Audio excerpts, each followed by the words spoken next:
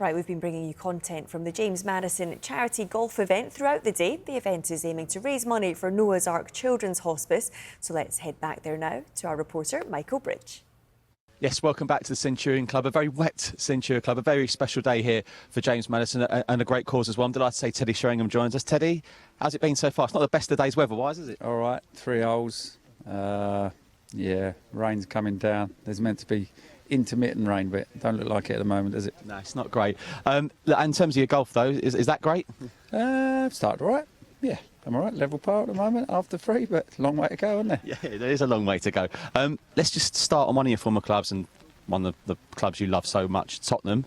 5th place, season without Harry Kane. They finished 8th the season before. They should take that, shouldn't they? I think so. Europa League at the start of the season. I think if you'd have asked any of the Tottenham fans, I think they'd have been very delighted with that. The football they've been playing, it's been exciting, getting bums off seats again, which is always nice. A few things to be ironed out, I'm sure, from the manager. Yeah, first season in charge, I think everyone's delighted. He's an engaging guy as well, Postecoglou. He's what the fans kind of crave, don't they? Yeah, I love him. I love what he gives Tottenham. I love the way he's spoken about things since he's come in.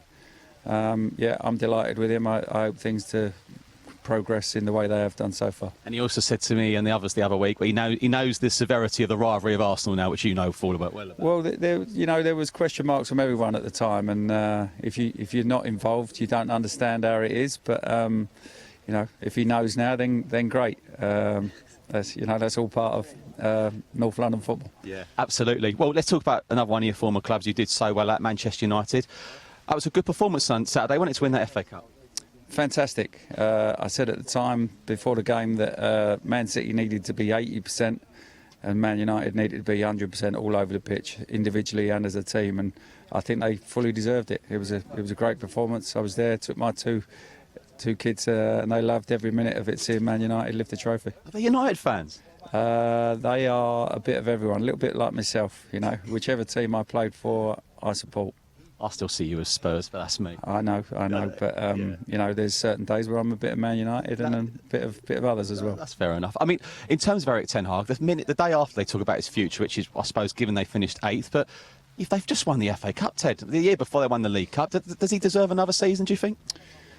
Well, you've got to, the owners, people in charge have got to have a look at the situation and say, is that good enough for Manchester United? It's a fantastic end to the season, no doubt, and fully deserved. And I love the way he's brushed things off. That if Man United don't want me, I'll go and win trophies elsewhere, which is fantastic. But at the same time, you look at where they've finished.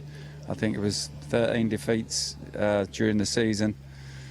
It's not good enough for Manchester United. They need to be in the top 2 or 3 pushing to win the league, and at the moment they're nowhere near it, and you've got to look at that as well. Yes, winning trophies is fantastic, but the be-all and end-all for Manchester United is being up there challenging. I know what it's like to be at that football club. That they demand that, and it hasn't been good enough, so work out what the answer is from that. So it wouldn't really surprise you either way, basically? Probably, yeah. I mean, it sounds like they'd made up their mind a couple of weeks before the end of the season.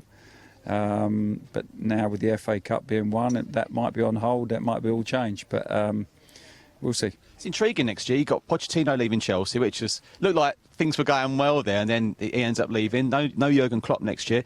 It could be pretty open. Yeah, it could be, but Pep's still there, isn't he? Yeah. He'll be demanding the utmost from all his players, as he does.